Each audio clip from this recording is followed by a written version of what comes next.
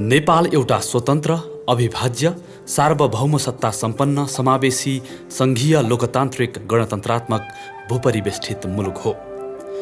बहुजातीय, बहुभाषिक, बहुधार्मिक तथा बहुसांस्कृतिक विशेषता नेपालको मुख्य पहिचान हो। प्राकृतिक रूपमा निकै सुन्दर जैविक विविधता, सांस्कृतिक, धार्मिक तथा पुरातात्विक सम्पदाका कारण विश्व मानचित्रमा नेपालको गरिमा उच्च छ। यस्तै विशेषता र सम्भावनाहरूले भरिपूर्ण नेपालका 753 स्थानीय तहहरूमध्ये बागमती प्रदेशको रामेछाप जिल्लाको उत्तर पूर्वी क्षेत्रमा अवस्थित यो एक सुन्दर र रमणीय उमाकुण्ड गाउँपालिका हो। साबिकका गुम्देल, बाम्ती, कुबुकास्थली, प्रीति, गुप्तेश्वर र भोजी गरी जम्मा 6वटा गाविसहरू मिली बनेको यो गाउँपालिकामा हाल 7वटा ओडाहरू रहेका छन्। यस गाउँपालिकाको पूर्वमा सोलुखुम्बुको खुम्बु पासाङ लामु गाउँपालिका, सोलु दुधकुण्ड नगरपालिका, लिखुपिके गाउँपालिका, पश्चिममा गोकुलगङ्गा गाउँपालिका, दोलखाको जिरी र गौरीशङ्कर गाउँपालिका रहेको छ भने दक्षिणमा ओखलढुङ्गा जिल्लाको खिजिदेम्बा गाउँपालिका र उत्तरतर्फ महालङ्गुर हिम श्रृङ्खलामा पर्ने 6953 मिटर उच्च नुम्बुर चुलीसँग सीमा जोडिएको छ। क्षेत्रफलको हिसाबले 451.12 वर्ग किलोमिटरमा फैलिएको यो सुन्दर गाउँपालिका समुद्री सतहबाट 875 मिटरदेखि 6953 मिटरसम्मको उचाइमा फैलिएको छ। भौगोलिक दृष्टिकोणले उपत्यका, पहाड र बेसी भूभागमा अवस्थित सुन्दर भूमि उमाकुण्ड धार्मिक एवं पर्यटकीय हिसाबले भरिपूर्ण छ। गाउँपालिकाको केन्द्र वडा नम्बर 4 च्यादलु प्रीतिमा रहेको छ। यस क्षेत्रको चर्चित उमा तीर्थ मन्दिर र निरन्तर रूपमा बगिरहने लिखु नदीको नामबाट गाउँपालिकाको नामाकरण गरिएको हो।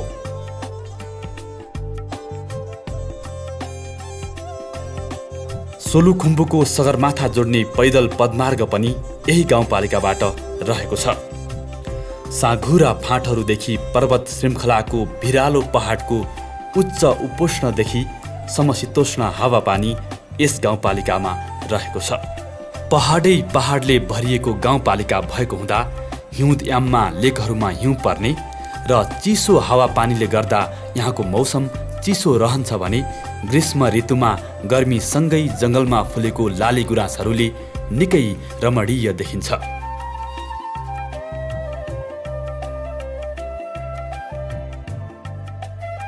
सामुदायिक वन, वनभोज स्थल, पार्क लगायत थुप्रै मनमोहक पर्यटकीय गन्तव्यहरू यस क्षेत्रमा रहेका छन्।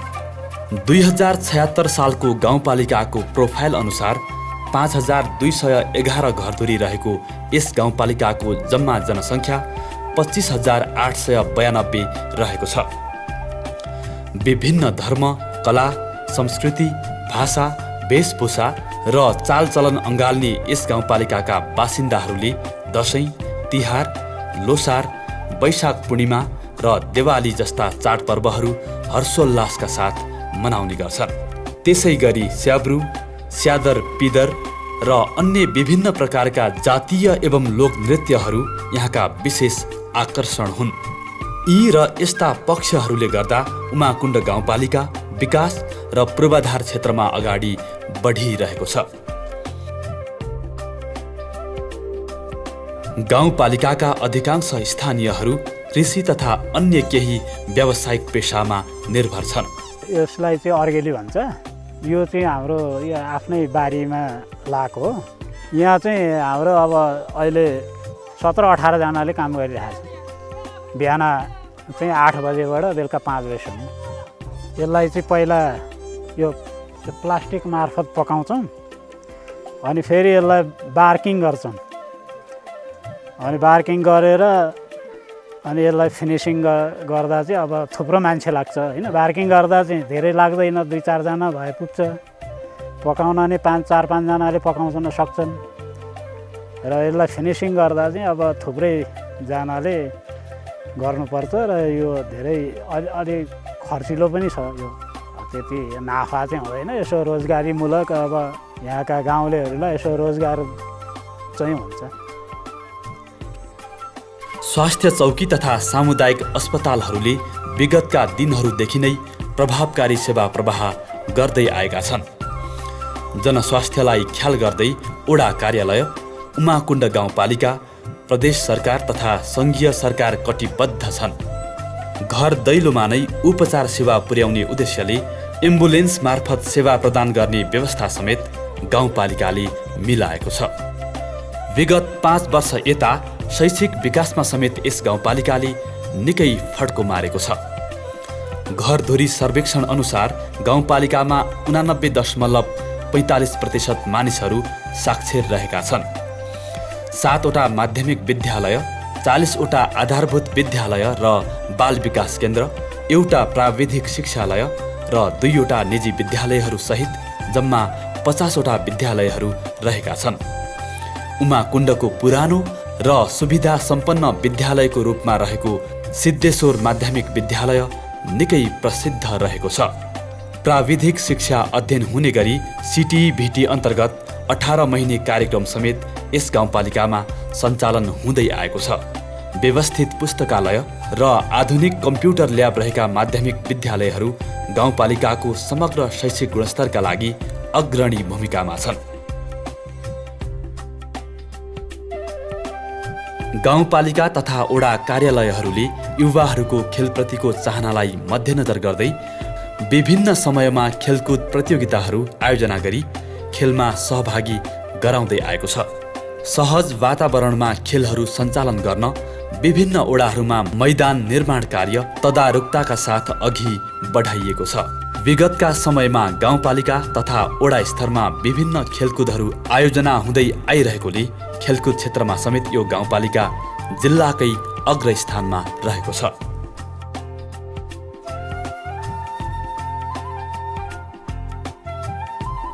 गाउँपालिकामा उत्तर काशी भनेर चिनिने उमातीर्थ महादेवको मन्दिर, काङछोरतेन, उम्दी महादेव मन्दिर, गुप्तेश्वर महादेव लगायत थुप्रै धार्मिक स्थलहरू रहेका छन्।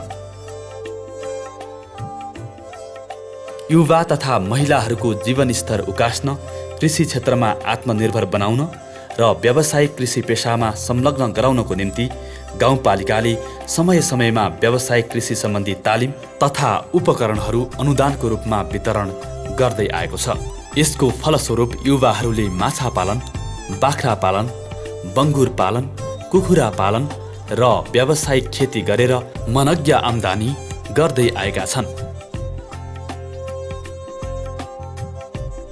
नर्सरी सहितको किवी खेती सुरु गरे र जहाँ अहिले यसमा 700 झाङ किवी लगाएको छु र यहाँ मैले ग्राफ्टिङ गरेको किवीको बिरुवा, उन्नत जात हेवार्डको बिरुवा 30,000 बिरुवा मेरो यहाँ नर्सरीमा छ र यो वर्ष पनि मैले गाउँपालिका, हाम्रो उमाकुण्ड गाउँपालिकाको लागि र हाम्रो सोलु किवी जोनको लागि मैले यहीँबाट नै बिरुवा सप्लाई गरेँ। यो ठाउँमा किवीको राम्रो सम्भावना छ किनभने हामीसँग बाँझो जमिन प्रशस्त छ र किवीको लागि उपयुक्त खालको हावापानी पनि यहाँ भएको हुनाले र सरकारले पनि कृषिमा लागेका युवाहरूको लागि 50% साझेदारीमा चाहिँ किवी खेती प्रोत्साहन गर्ने खालको कार्यक्रमहरू समेत भएको हुनाले हामीले यो बाँझो जमिनलाई सदुपयोग गर्नको लागि किवी खेतीमा लाग्दा धेरै उपयुक्त हुने मेरो विश्लेषण छ।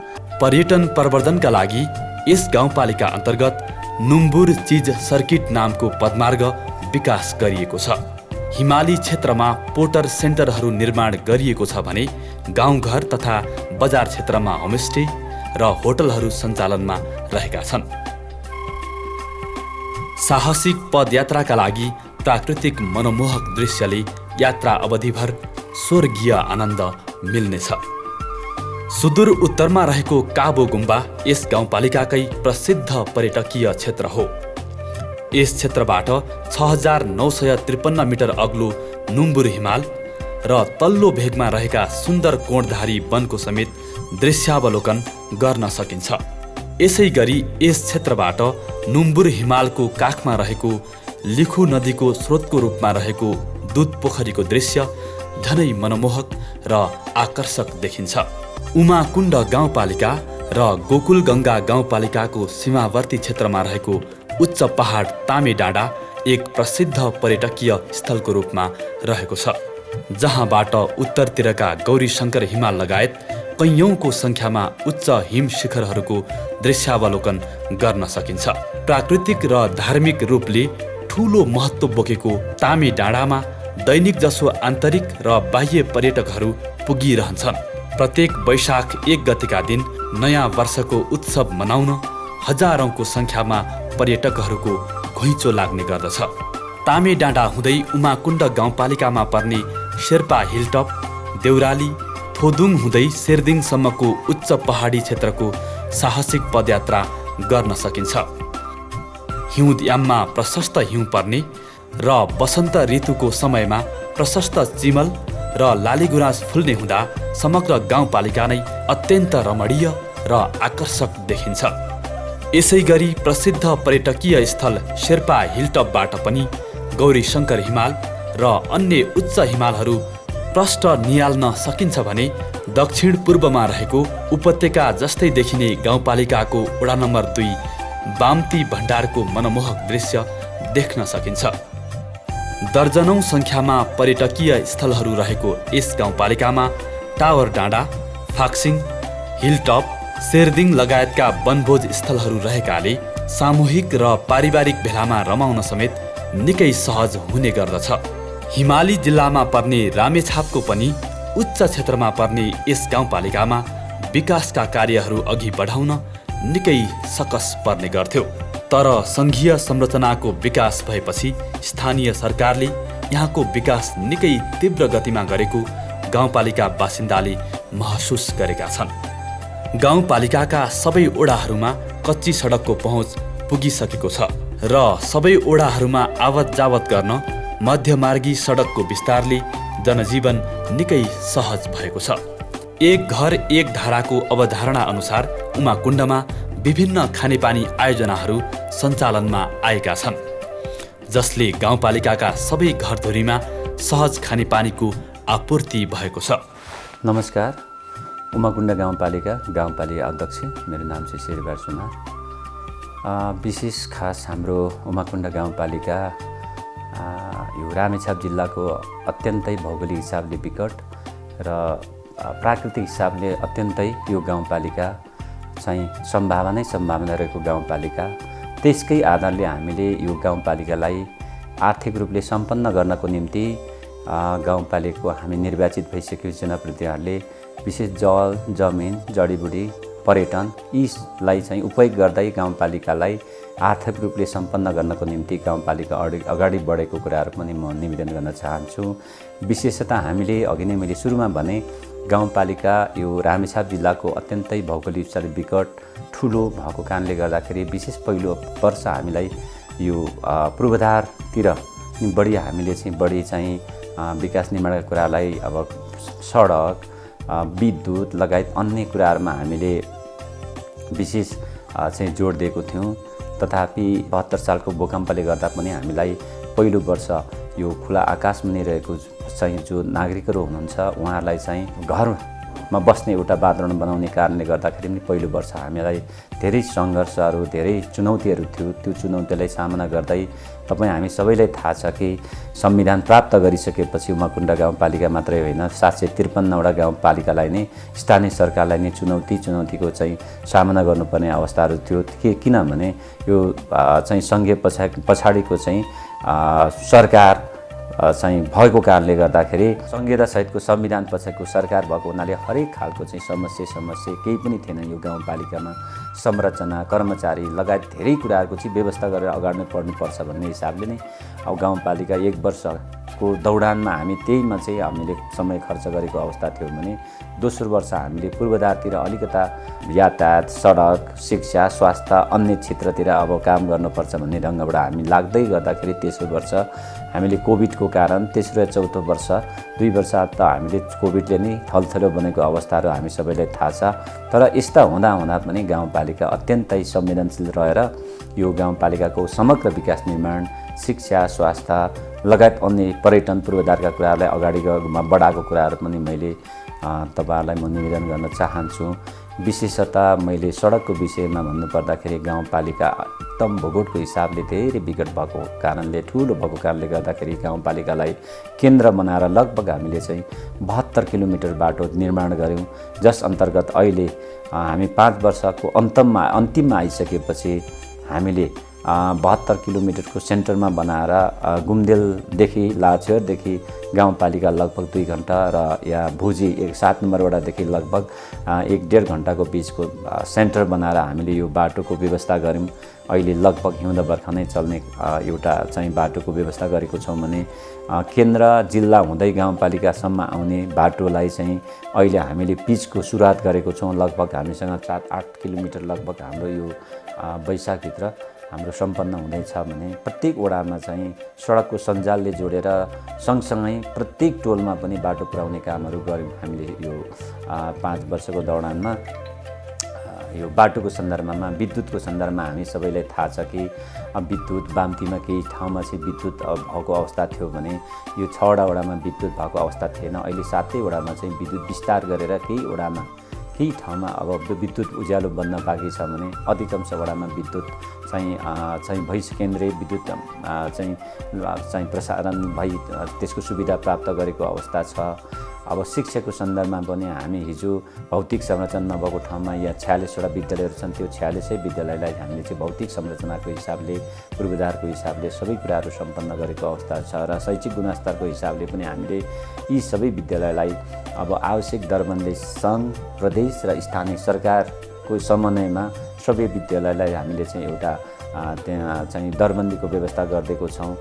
अन्य भौतिक संरचनाहरू पुरा गरेको छौँ र एक विद्यालय एक नस कार्यक्रम अन्तर्गत पनि हामीले 7वटा विद्यालयलाई माविली लिरत स्कुललाई चाहिँ त्यो खालको व्यवस्था पनि गरेको अवस्थाहरू छ र ECD कक्ष बाल कक्षको लागि पनि कम्तीमा शिक्षालाई अलिकति जग बलियो हुनुपर्छ भन्ने ढङ्गबाट सबै विद्यालयमा चाहिँ बाल कक्ष सञ्चालन गरेर त्यसको आवश्यक दरबन्दीको व्यवस्था गरेर हामीले सञ्चालन गरेको अवस्था छ।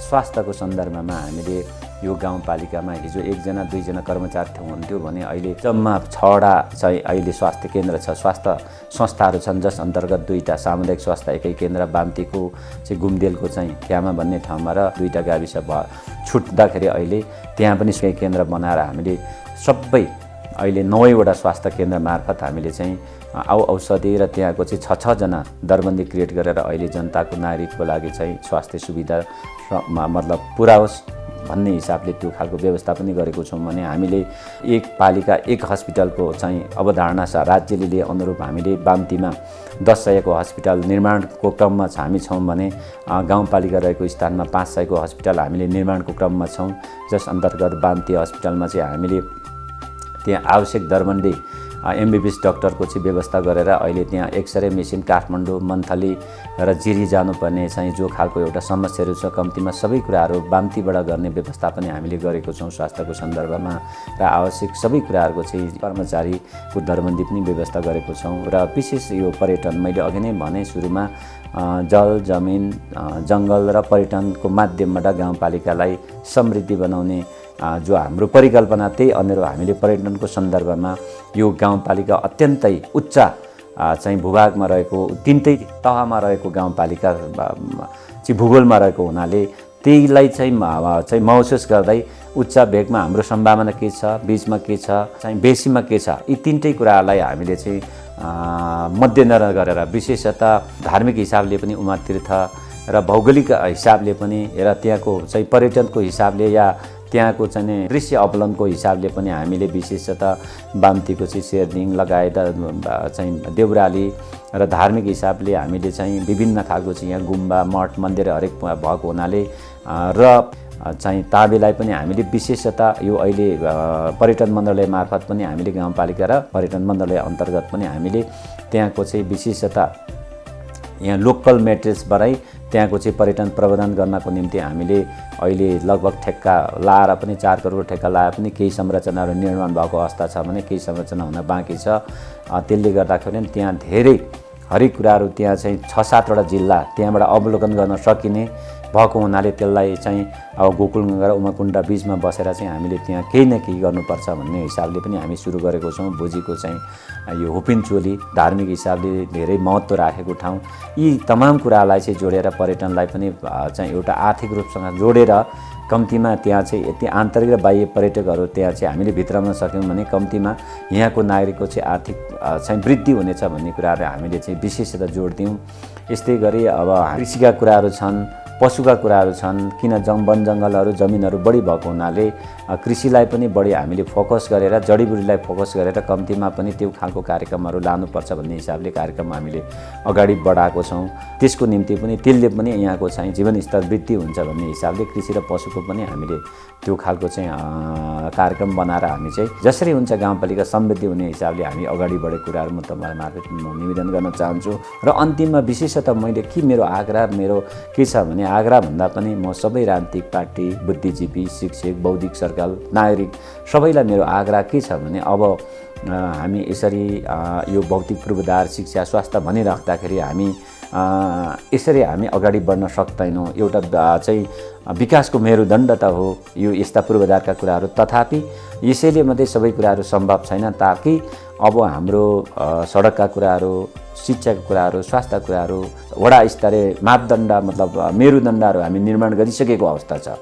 अब यसलाई कसरी व्यवस्थित गर्ने भन्ने कुराहरू मात्रै हो। अब हामी यहाँको नागरिकलाई यहाँको सिप, कला, क्षेत्र, उद्योग हरेक कुरालाई जोडेर आर्थिक रूपले कसरी सम्पन्न गर्न सक्छौँ, यतातिर मेरो अनुरोध के छ भने यहाँको राजनीतिक पार्टी, विशेषतः यहाँको राजनीतिक पार्टी, जुनसुकै राजनीतिक पार्टी हुनुहुन्छ, तपाईँहरूलाई यो कुराहरू चाहिँ म के निवेदन गर्न चाहन्छु भने हामी यो पार्टी त्यो पार्टी भन्ने कुराहरू भन्नुभन्दा पनि एउटा दलीय सिस्टममा पार्टी होला, तथापि कम्तीमा यहाँको विकास निर्माण, यहाँको पर्यटन, यहाँको चाहिँ शिक्षा, स्वास्थ्य भनेको सबैको साझा हो भन्ने ढङ्गबाट बुझिदिएर कम्तीमा पनि अब हामीले यस्ता कुराहरू बाटो, बत्ती भन्दै गर्दाखेरि अब आर्थिक रूपले सम्पन्न गर्नको निम्ति यहाँको सिप, ज्ञान, क्षमता र उद्योगलाई हामीले आर्थिकसँग जोडेर हामीले विकास गर्न सकेनौँ भने त्यसको सम्भव छैन।